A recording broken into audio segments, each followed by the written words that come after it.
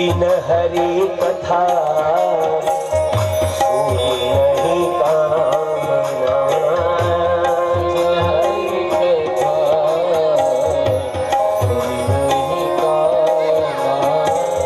શ્રવણ રંગ અહીં ભવન સમાના.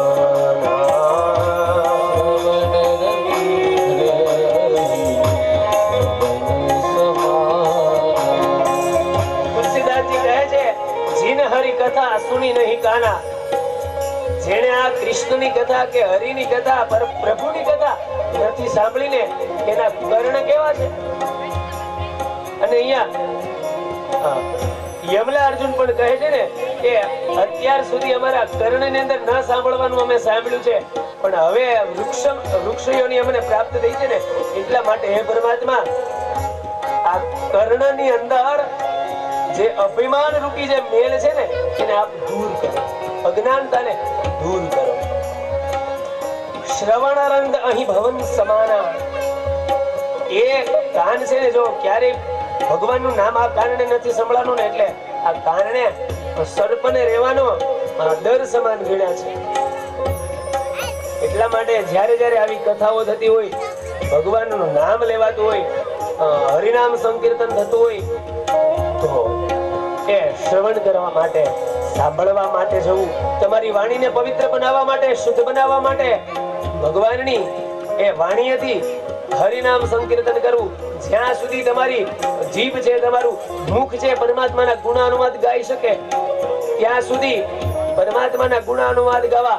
આ હાથથી જ્યાં સુધી સેવાકીય પદ્ધતિ થાય, સારા કાર્ય થાય ત્યાં સુધી કરી લેવા. આ પગથી જ્યાં સુધી પરમાત્માના દર્શન થાય, મંદિરે જવાય, આવા સારા કાર્યની અંદર જવાય તો એ પણ કરી લેવું. જ્યારે આ તમારા શરીરના તમામ અવયવો છે એ સાથ જ્યારે તમને છોડી દેશે ત્યારે પછી આ વાણી છે એ પણ બંધ થઈ જશે, કર્ણ બંધ થઈ જશે. તમારા પગ છે એ સાથ છોડી દેશે ત્યારે તમે દેવ દર્શન પણ નહીં કરી શકો. માટે નલ કુબેર યમલા અર્જુન ભગવાનને કહે છે કે હે પરમાત્મા, જન્મો જન્મ આપની અમે પ્રતીક્ષા કરીએ. જન્મો જન્મ દ્રષ્ટિ છે સદાયને માટે તમારા દર્શન કરે. આ દ્રષ્ટિથી ભગવાનના સુંદર મજાના એ દર્શન થાય અને સદાયને માટે ભક્તિ અમને પ્રાપ્ત થાય. આવી સુંદર મજાની ભક્તિ છે ને એ આ વાણીથી યમલા અર્જુન નામના એ વૃક્ષોએ કરી છે. પછી તો ભગવાનો તેમનો ઉદ્ધાર કર્યો છે. આ બધી જ લીલાઓ ગોકુળવાસીઓએ જોઈને ત્યારે કહ્યું કે આટલા બધા ઉત્પાતો આ ગોકુળની અંદર થયા છે. આ મોટો ભયંકર એ ધરાશયી કઈ થયો એવો ધ્વનિ અવાજ આવ્યો છે, આ શાના કારણે થયું? ત્યારે એ યમલા અર્જુનના વૃક્ષો જ્યાં સ્તુતિ કરે છે ને ત્યાં ગોકુળવાસીઓ જાય છે અને બાલકૃષ્ણના એ સ્વરૂપને જુએ છે. અને પરમાત્માએ એ યમલા અર્જુનનો ઉદ્ધાર કર્યો છે. ત્યાર પછી તો ભગવાન ધીમે ધીમે ચાલવા લાગે છે. બલરામજી, બધા ગોવાળો, ગોપીઓ, ગોકુળવાસીઓ બધા જ ધીમે ધીમે ધીમે ધીમે એ ચાલવા લાગે છે. પછી એ વૃંદાવનની અંદર જવા માટે એ તૈયાર થાય છે. કારણ કે આ ગોકુળની અંદર અનેક ઉત્પાત થવા લાગ્યા છે. શક્તાસુર આવ્યો, તૃણાવ્રત આવ્યો, પૂતના આવી, યમલા અર્જુન ના વૃક્ષો ધરાશાયી થયા, આ બધા જ ઉત્પાતો થયા. એટલે એમને થયું કે હવે આપણે બધા જ આ જગ્યાને, આ ગોકુળ છોડી અને વૃંદાવનની અંદર જઈએ. અને ત્યારે વૃંદાવન જવા માટે ભગવાન શ્રી કૃષ્ણ, બલરામજી અને બધા જ ગોવાળો બધા તૈયાર થાય છે. અને ગોપઃ વૃદ્ધા મહોત્પાતા નનુ ભૂય બુદ્ધયે નંદાદય સમાગમ્ય વજ્રકાર્ય મંત્રયન. એટલે બધા જ ગોવાળો, નંદ બાબા, ઉપનંદ અને બધા જ ગોવાળો વૃંદાવનની અંદર જવા માટે તૈયાર થાય છે. અને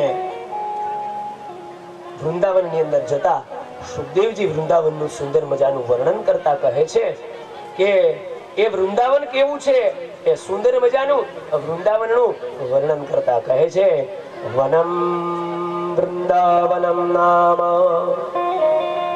अशव्यं नवकाननम् गोप गोपी गवां सेव्यं पुण्याद्रितुणवीरुधम्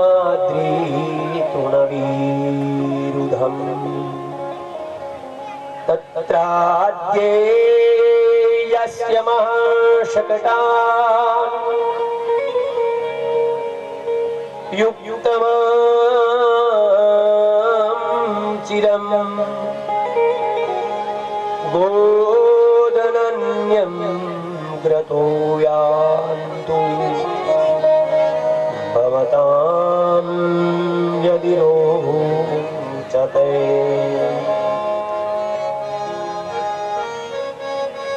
વૃંદાવનની અંદર વૃંદાવન નામના વનની અંદર પશુઓ માટે એ હિતકારી છે. ગોપ ગોપીઓ અને ગાયોને સેવવા યોગ્ય ક્ષેત્ર છે અને પવિત્ર લીલા લીલા ઘાસથી એ વૃંદાવન સુશોભિત છે. એકદમ લીલુંછમ એ વૃંદાવન છે અને એ વૃંદાવન ધામની અંદર અનેક નાના મોટા વન આવેલા છે અને તેથી જો એ જ વૃંદાવનની અંદર જતા દરેકને આનંદ થાય છે. તો ચાલો આપણે વૃંદાવનની અંદર જઈએ અને ભગવાન કૃષ્ણ છે એ વૃંદાવનની અંદર આવે છે અને પ્રથમ પરમાત્મા કૃષ્ણ ગાયોને ચરાવે છે. ભગવાન મોટા થયા છે ને વૃંદાવનની અંદર ગાયો ચરાવવા માટે આવે છે. ભગવાને ક્યારે ગાયો ચરાવી છે? એ જ પરમાત્મા એ કૃષ્ણએ ગોપાષ્ટમીના દિવસે કારતક સુધી અષ્ટમી જેને કહેવાય છે આપણું બેસતું વર્ષ પૂર્ણ થાય અને ગોપાષ્ટમી જ્યારે આવે ને ત્યારે પરમાત્માએ પ્રથમ વખત 5 વર્ષની ઉંમરની અંદર પરમાત્મા શ્રી કૃષ્ણએ ગાયો ચરાવી છે. પ્રથમ વખત ગાયો ચરાવવા માટે એ વૃંદાવનની અંદર ગાયો ચરાવવા માટે જાય છે. શ્યામાર્દય કમલ સો પ્રગટો શ્યામાર્દય કમલ સો પ્રગટો और श्याम हृदय को भाई वृंदावन प्रभु वृंदावन ओ वृंदावन प्रभु वृंदावन. આવો તાલીઓ કે સાથ આપણે પણ આપણા મનથી અને હૃદયથી ભગવાનની સાથે વૃંદાવનની અંદર જવાનું છે. ભગવાન પ્રથમ વખત વૃંદાવનમાં જાય છે તો હૃદયથી અને મનથી ભગવાનને તાલી છે ને ભગવાનને વાલી છે અને તાલીઓ પડે ને આ બંને હાથથી તાલીઓ જે પડે ને એટલે આવી બધું વિજ્ઞાન પણ એમ કહે છે કે તાલીઓ પડે એટલે હૃદય રોગ ન આવે. એટલા માટે તાલીઓ કે સાથ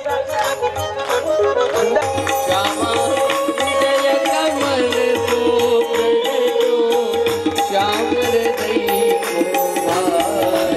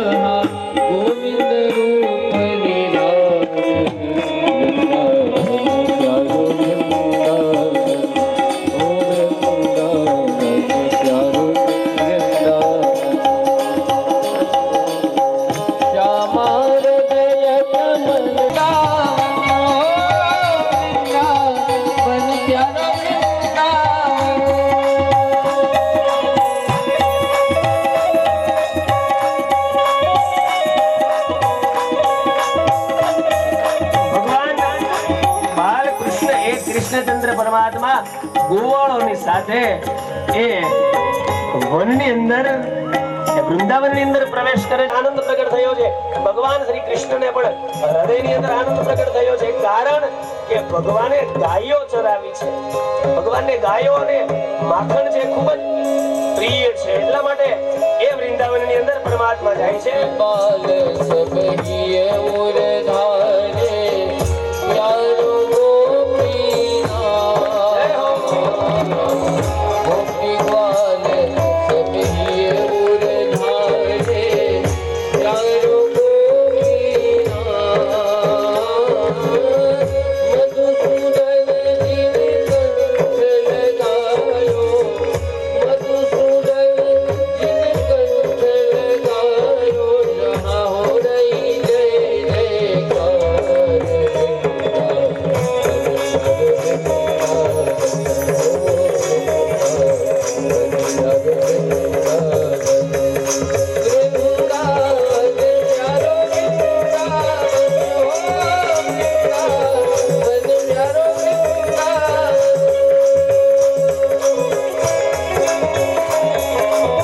આ વૃંદાવનની અંદર ભગવાન ગાયો ચરાવે છે અને એક ગોવાળોની સાથે આનંદ કરતા કરતા ભગવાન હાસ્ય કરતા કરતા અનેક લીલાઓ કરતા કરતા એ જ કૃષ્ણચંદ્ર પરમાત્મા બલરામજીની સાથે એ ભગવાને ગાયો ચરાવી છે અને ખૂબ આનંદની અંદર આવ્યા છે. વૃંદાવનના અનેક સ્થળો છે જે આપણને જીવનની અંદર આનંદ પ્રદાન કરનારા છે.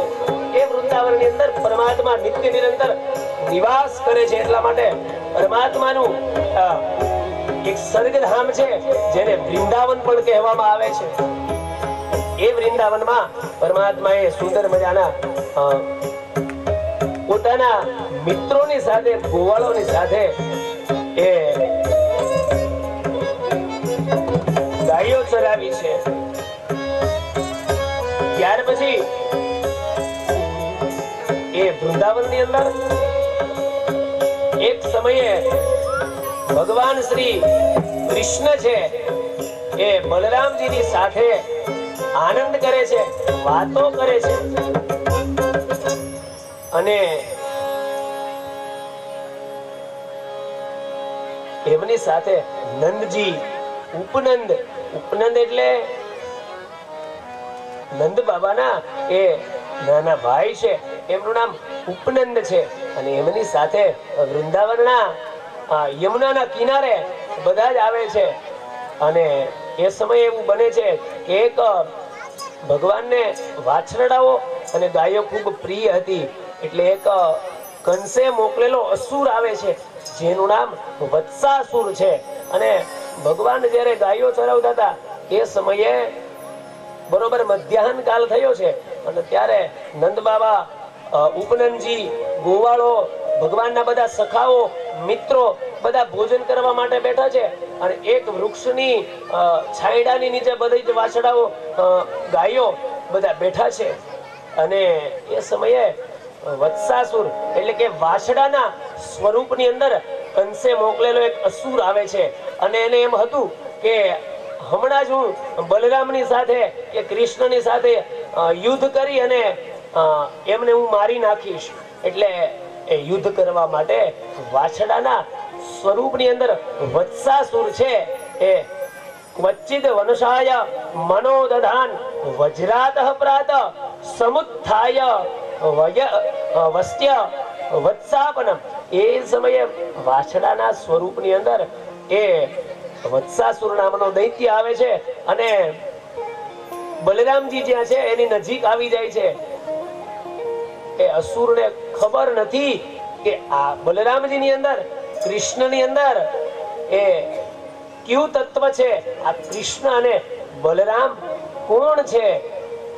એ વત્સાસુરને હતું કે થોડી ક્ષણોની અંદર હું એનો નાશ કરીશ.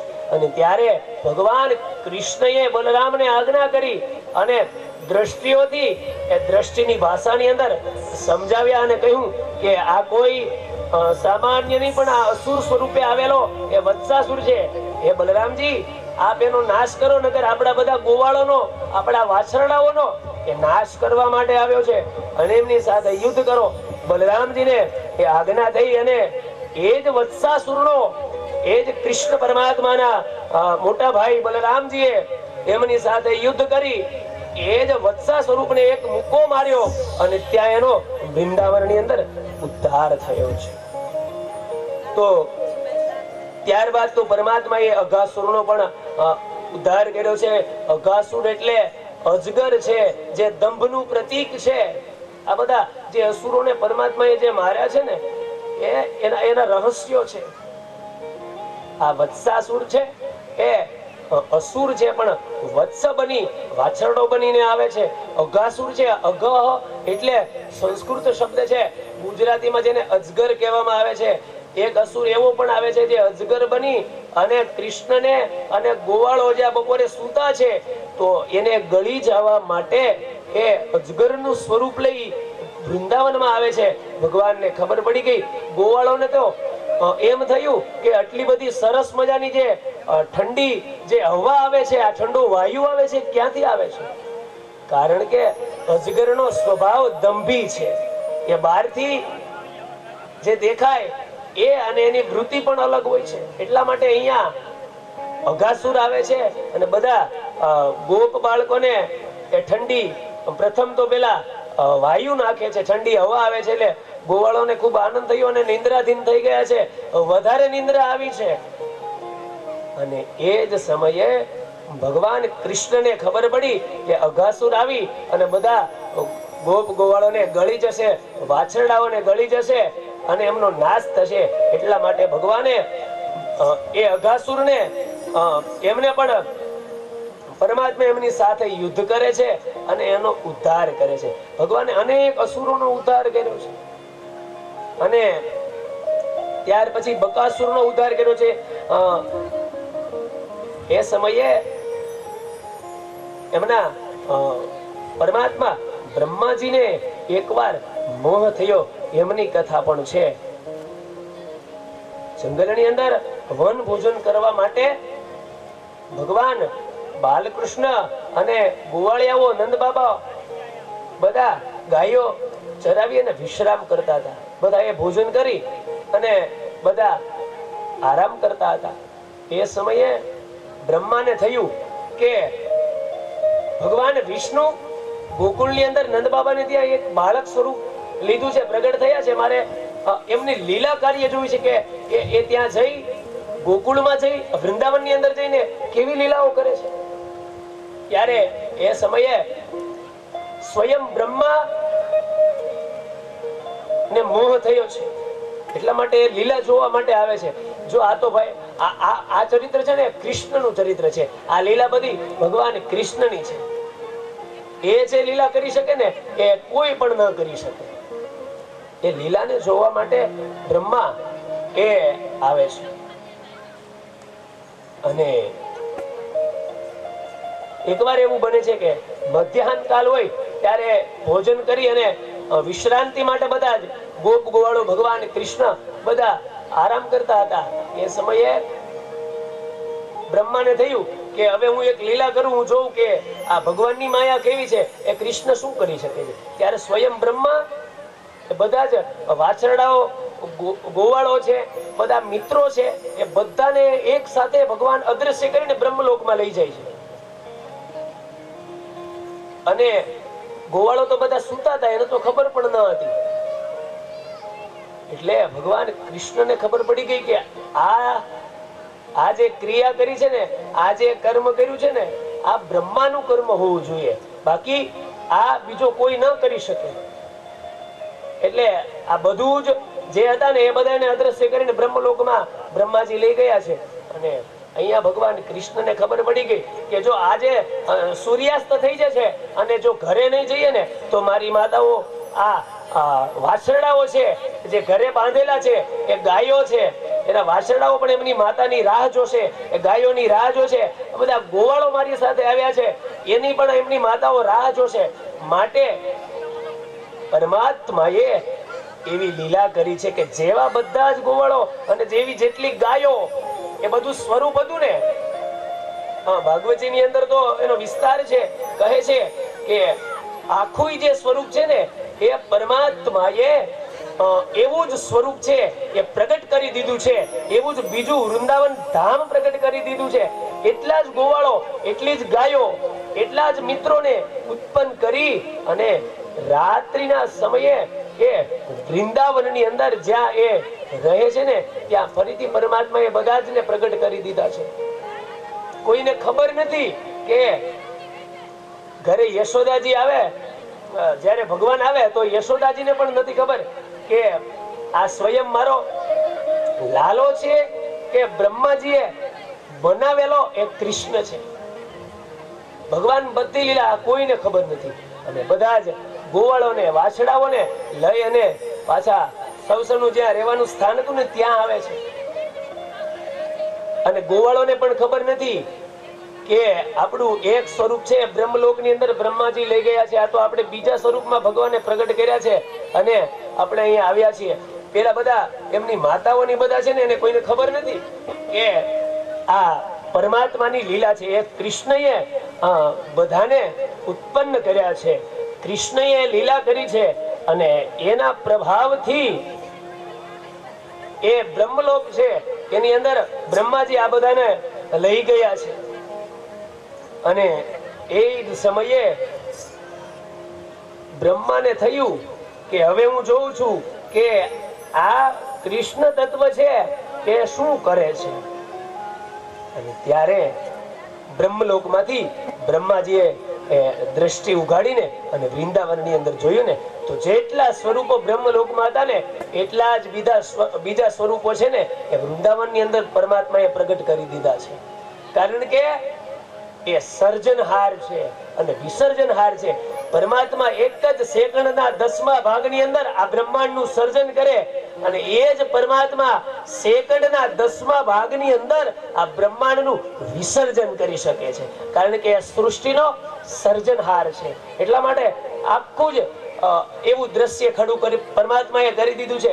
પોતાની માતાઓને ગાયોને તો ખબર જ નથી કે અમારા જે બાળકો હતા એ આ નથી, આ તો પરમાત્માએ બીજા બધાને ઉત્પન્ન કર્યા છે. અમારા મૂળ બાળકો છે એ તો બ્રહ્મલોકમાં છે, કોઈને ખબર નથી. એ બે જ જાણે છે, બ્રહ્મા અને કૃષ્ણ.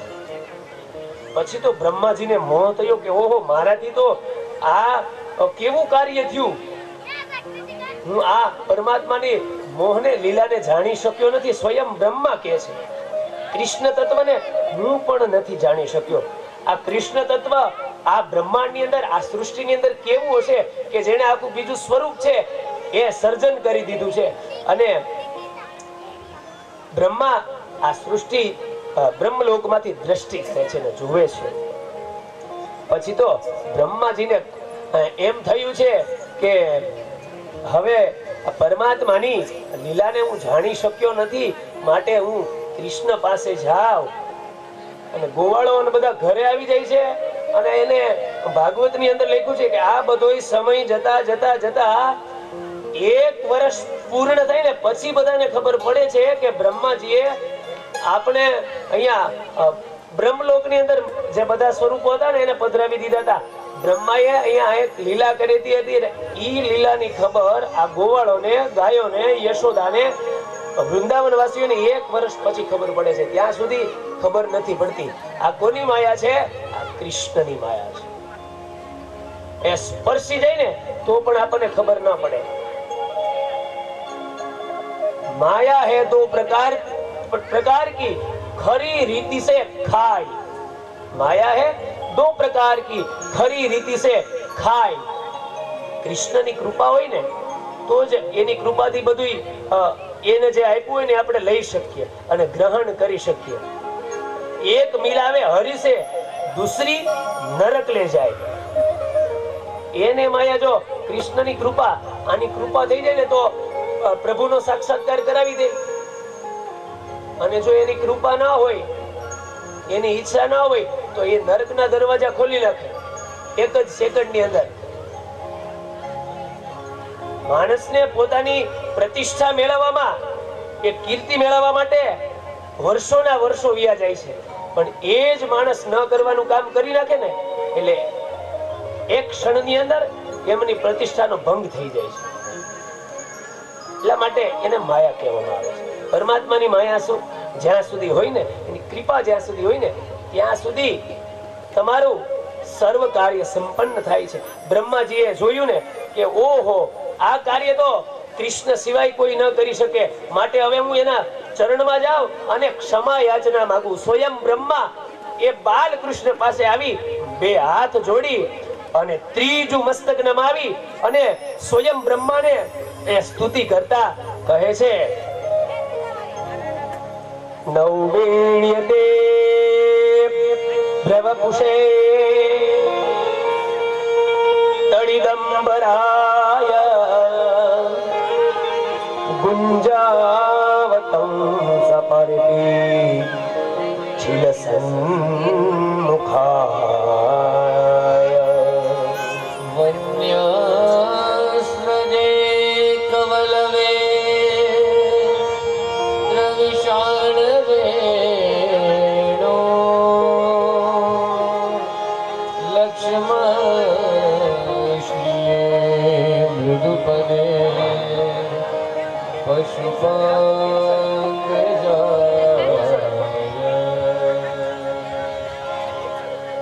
અહીંયા બ્રહ્માજી ભગવાન કૃષ્ણની સ્તુતિ કરે છે અને શું કે છે કે હે પ્રભુ, આપ એક માત્ર આપની સ્તુતિ કરવા યોગ્ય છો.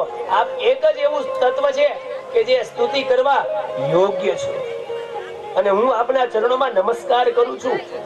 આપનો શ્રી વિગ્રહ એ મેઘ શ્યામ સુંદર છે, તેના પર સ્થિતિ વીજળી ઉપર ઝળહળતું પિતાંબર શોભી રહ્યું હોય ને, આપના કંઠની અંદર ગુંજામાળાઓ, વનમાળાઓ, કુંડળી કાનની અંદર કુંડળો શોભી રહ્યા છે, મસ્તકની ઉપર મોરપીંછ શોભી રહ્યું છે અને વક્ષસ્થળ ઉપર લટકતી વનમાળાઓ એ નાનકડા હાથની અંદર દહીં અને ભાતનો કોળિયો રહેલો છે. જો આ સ્તુતિ કરે છે ભગવાને, જ્યારે આ વૃંદાવનની અંદર આખા બીજા ગોવાળોનું સ્વરૂપ ધારણ કર્યું ત્યારે ભગવાન છે ને એ બપોરે જમતા હતા અને પરમાત્માને દધ્યોદન નામનો પદાર્થ, ખાદ્ય પદાર્થ છે ને એ ખૂબ જ પ્રિય હતો.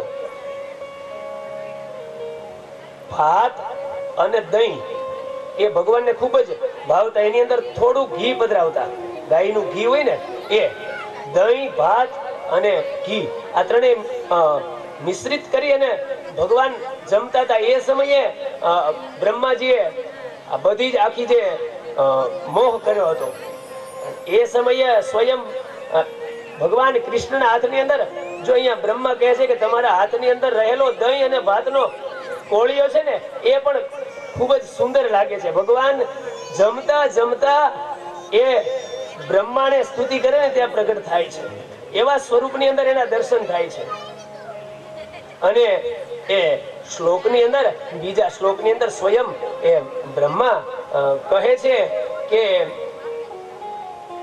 હે કૃષ્ણ, આપના સ્વરૂપને હું જાણી શક્યો નથી, માટે એ સુંદર મજાની સ્તુતિ કરતા એ આગળના શ્લોકની અંદર બ્રહ્મા સ્તુતિ કરતા કહે છે, શ્રેય શ્રુતિ ભક્તિ મુદયસ્ય તે વિભો ક્લિશ્યન્તિ કેવલમોદલપ્તયે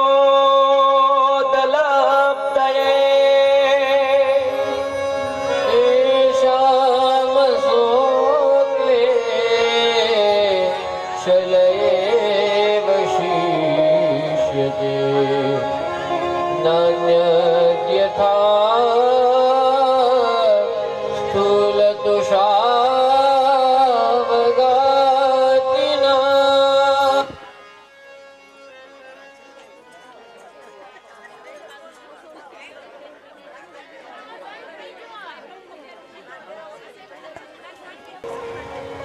બોલે શ્રી દ્વારિકાધીશ કી. એ હું તો નિત્ય વિઠ્ઠલ હરની સેવા રે કરું. હું તો નિત્ય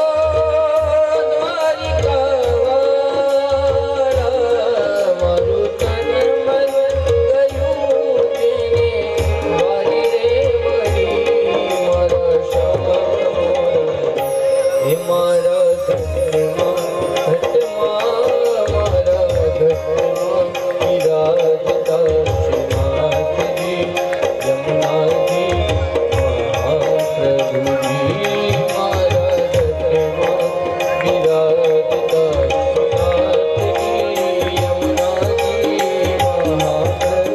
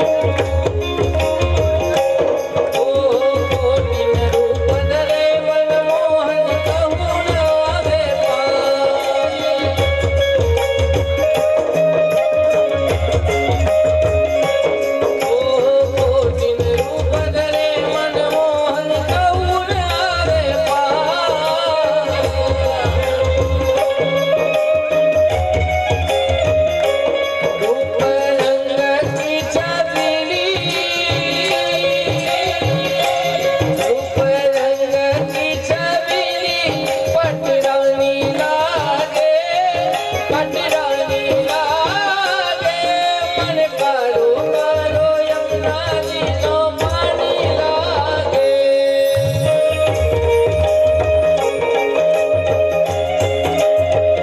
એ મને કારો કારો યમુનાજીનો પાણી લાગે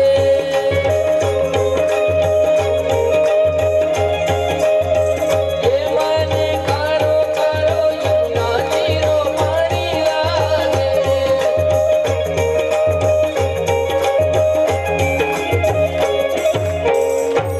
દ્વારકાધીશ કી જય. ભીમજીભાઈ ઘુઘાભાઈ એમના તરફથી 200 રૂપિયા શાસ્ત્રીજીને ભેટ આપવામાં આવશે. જોરદાર તાળીઓથી એમને વધાવો. હા. ત્યાર પછી સુરેશભાઈ સતુભાઈ જે એક ગ્લાસ શરબત પીધું છે 10 તાળી તો વગાડો. હા પી રહ્યા પીધા છે કાઢા થઈ ગયા.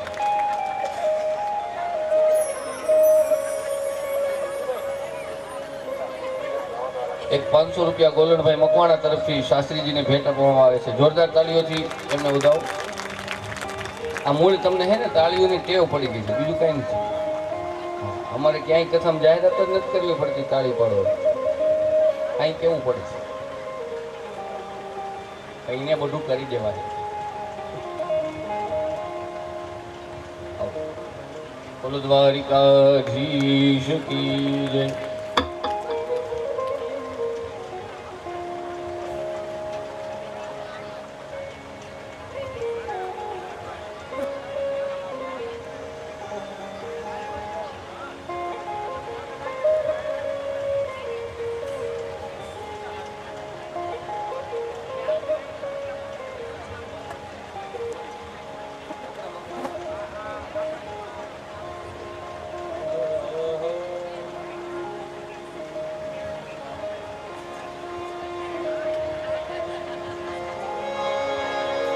શ્રી કૃષ્ણ ગોવિંદ હરે મુરારી હે નાથ નારાયણ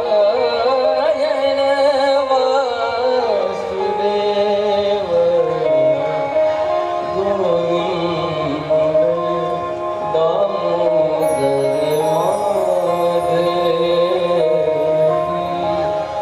ગોવિંદ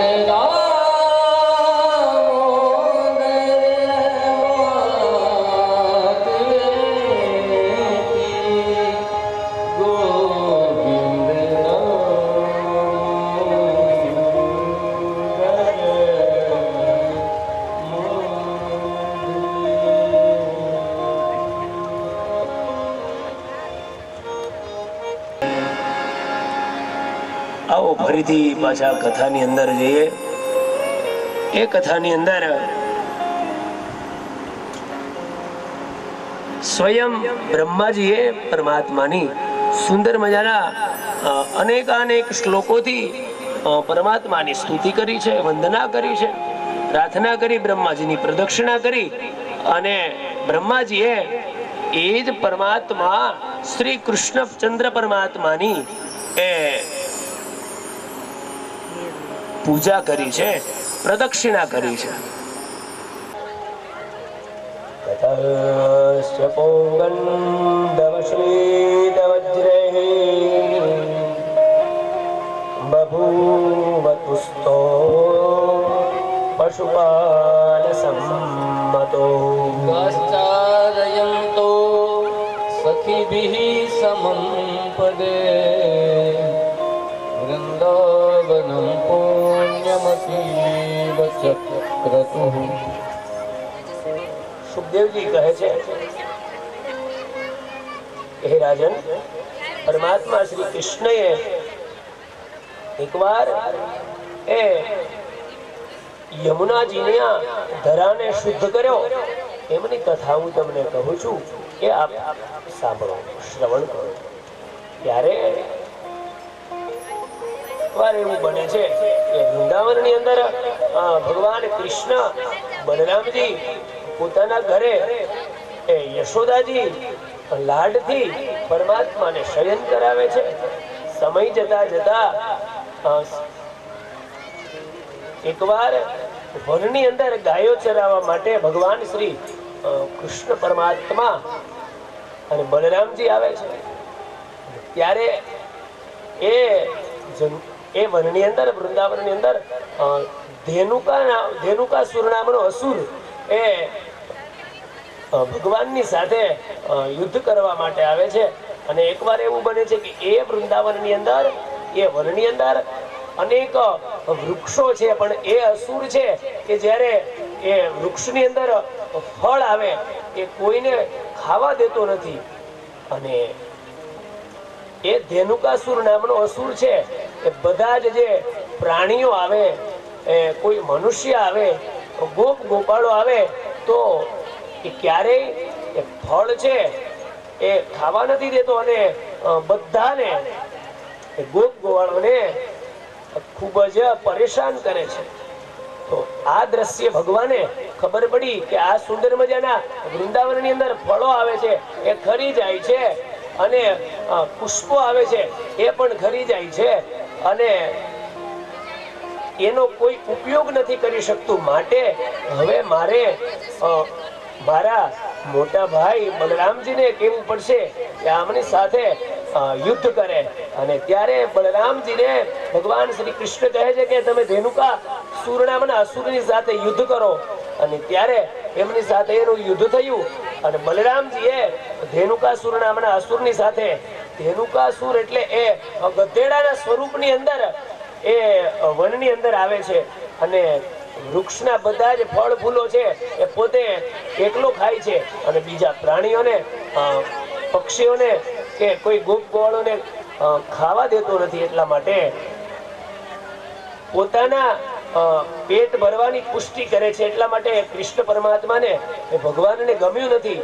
એટલા માટે એ જ સમયે ધેનુકાસુર નામના અસુરનો બલરામજી એમની સાથે યુદ્ધ કરી એમનો વધ કરે છે, એનો ઉદ્ધાર કરે છે. આમાં પણ પરમાત્માની લીલા છુપાયેલી છે, રહસ્ય છુપાયેલું છે.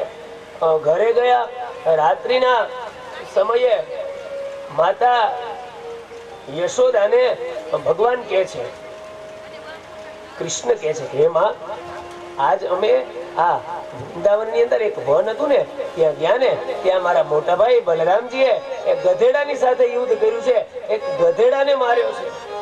અને ભગવાન હસવા લાગે છે. આ લીલા શું કામ કરી છે? બલરામજીને શું કામ આજ્ઞા કરી હતી પરમાત્મા કૃષ્ણએ? કારણ કે બલરામજી છે એ શેષા અવતાર છે, એ શેષ નારાયણના અવતાર છે.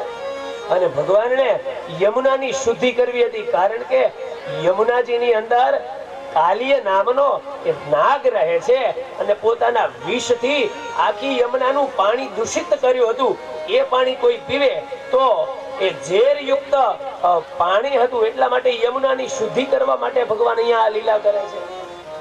અને કહ્યું કે મારે કાલે કાલિય નાગની સાથે એનું દમન કરવા માટે જવું છે. એટલે ભગવાન બલરામજી છે શેષા અવતાર, એ શેષ નારાયણના સ્વરૂપ છે, માટે એને મારે સાથે ના લઈ જવા જોઈએ. એટલા માટે અહીંયા યમુનાજીની શુદ્ધિ માટે, યમુના નદીના શુદ્ધિકરણ માટે બલરામજી દ્વારા કૃષ્ણ છે એ ધેનુકાસુરનો વધ કરાવે છે. અને ભગવાન પછી બીજા દિવસે ગોવાળોની સાથે અને માતાઓની સાથે ભગવાન બલરામજીને એમની સાથે રમતો કરે છે. આપણે પણ એવું હોય ને, કોઈને ન ગમતી હોય એવી વાત એમની સાથે કરીએ બધા વચ્ચે, તો એને ન ગમે તો એને દુઃખ લાગી જાય ને કે ભાઈ ચાલો હવે મારે તમારી સાથે નથી આવવું. એટલે અહીંયા આ ઘટના છે એ બને છે. કારણ બલરામજીને જો ભગવાન સાથે લઈ જાય ને યમુનાના કિનારે, અને યમુનાની અંદર શેષ સ્વરૂપ, એ બલરામજી પણ શેષ સ્વરૂપ છે. એટલા માટે પેલા કાલિય દમનની સાથે દમન કરવાનું હતું. એ વિષ યુક્ત હતી, એને વિષમાંથી મુક્ત કરવાની હતી. એ નદીને, એ પાણી છે એ જલને શુદ્ધ કરવાનું હતું. કારણ કે કાલિય નામનો એક નાગ છે યમુનાના ધરાની અંદર છે, અને આખું યમુનાજીનું જળ છે ને એને ઝેરયુક્ત કરી દીધું. કોઈ એ યમુનાનું પાન ન કરી શકે. અને એ અશુદ્ધ જળ બનાવી દીધું હતું એ કાલિય નામના નાગે. અને ત્યારે ભગવાને અહીંયા લીલા કરી છે. અને સવારમાં જ્યારે ભગવાનને લીલા કરવા જવું હતું ને ત્યારે યશોદાને કીધું કે આજે તો હે મૈયા આ મોટા ભાઈએ તો ગધેડાની સાથે યુદ્ધ કર્યું. કદાચ માણા બહુમાં બહુ કેની સાથે? એ વ્યક્તિની સાથે યુદ્ધ કરે. આણે તો ગધેડાની સાથે યુદ્ધ કર્યું છે. એટલે બલરામજીને દુઃખ થયું છે કે જાઓ કૃષ્ણ આજે મારે તમારી સાથે વૃંદાવનમાં નથી આવવું, મારે યમુનાના કિનારે નથી આવવું.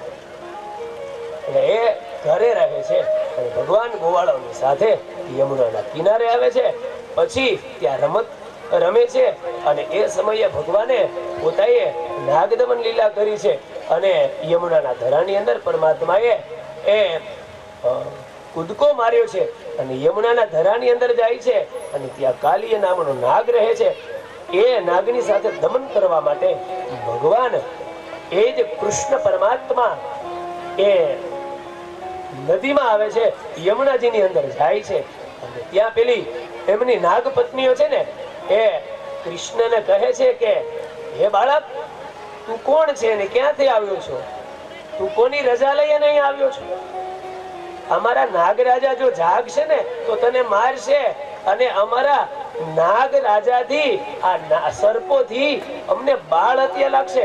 માટે અમારો આ નાગરાજા આ સર્પ કાલિય નામનો નાગ જાગે નહીં ને એને પેલા તું અહીંયાથી આ જગ્યા આ ધરો છોડી અને અહીંયાથી તું નીકળી જા. અને એ જ સમયે નાગ પત્નીઓ છે એ કૃષ્ણને એ પરમાત્માને સ્તુતિ કરતા કહે છે કે તું આ જગ્યા છોડી અને અહીંયાથી નીકળી જા.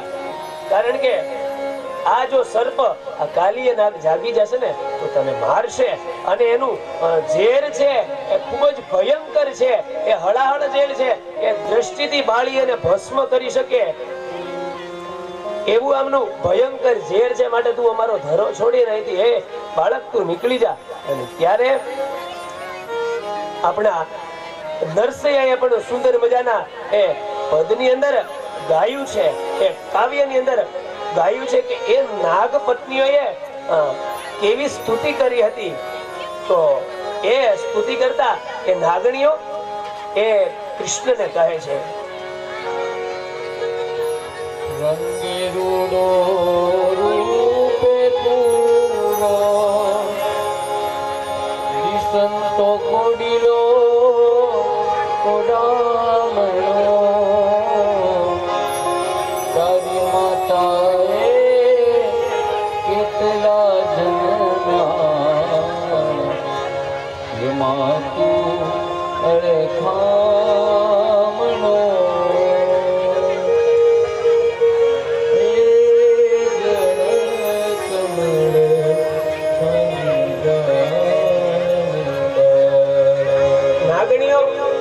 શું કહે છે કે રંગે રૂડો રૂપે પૂરો દિસંતો કોડીલો કોડામણો તારી માતાએ કેટલા જન્મ્યા એમાં તું ઓળખામણો.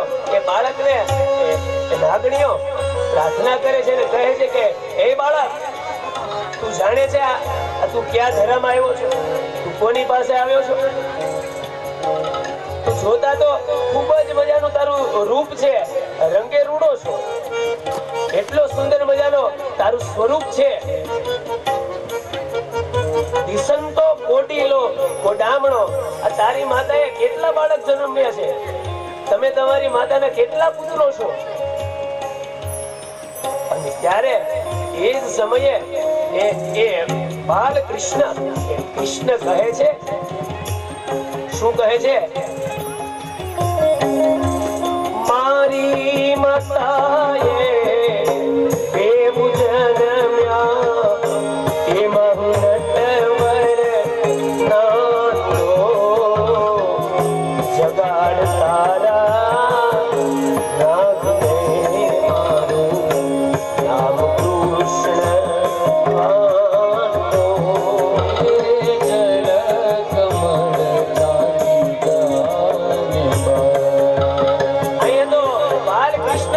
કમળ મારું નામ તો કૃષ્ણ કાનુડો છે. મારી માતાએ 2 પુત્રોને જન્મ આપ્યા છે, એમાં હું નાનકડો છું અને મારું નામ કૃષ્ણ કાનુડો છે. હું આ નાગની સાથે યુદ્ધ કરવા માટે આવ્યો છું. તારા નાગને જગાડ. ત્યારે એ નાગણીઓ છે એ પોતાના સ્વામીનાથને જગાડે છે. નાગણીઓને થઈ ગયું, નાગપત્નીઓને કે હવે આ બાળક છે એ માનશે નહીં, માટે આપણે નાગને જગાડવો પડશે. અને ત્યારે એ નાગણીઓએ શું કર્યું છે? અને નરસૈયો કહે છે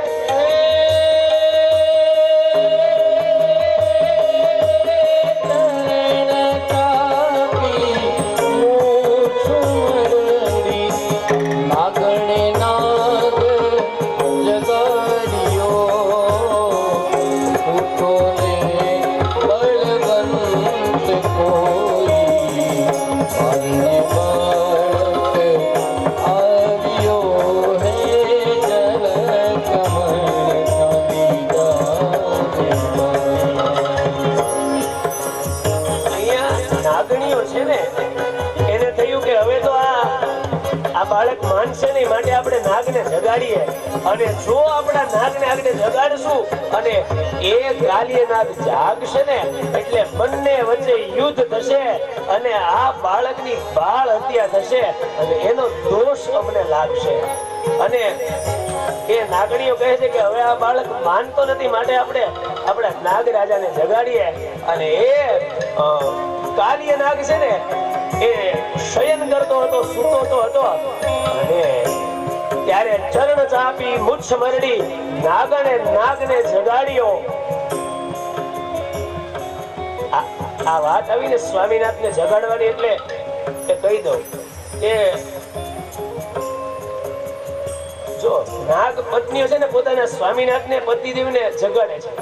ચરણ ચાપી મુછ મરડી એટલે ક્યારેક પતિ દેવતાને જગાડવાનું થાય ને, ક્યારેક કામ પાર પાડવાનું થાય ને, ક્યારેક આપણું મહત્વનું કામ હોય, અટકતું હોય બહુ,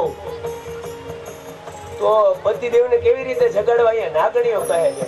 ચરણ ચાપી, પેલા તો પગ દબાવવાના.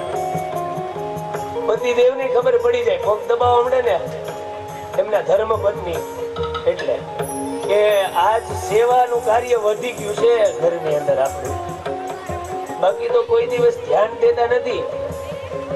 ગરમ ગરમ રોટલી થાળીમાં આવવા માંડે, સારું સારું જમવાનું આવવા માંડે, હાવ ભાવ ઘરની અંદર ફરી જાય. સામેથી ધર્મપત્ની કહેવા માંડે કે તમે આજ બહાર ગયા હતા, બહુ યાત્રા પ્રવાસ કર્યો, આજ એટલું બધું કામ કર્યું છે, આજ એટલા બધે દૂર ગયા હતા, આજે તમને લાવો હું તમારા પગ દાબી દઉં, તમારી સેવા કરી દઉં, થાકી ગયા હશો.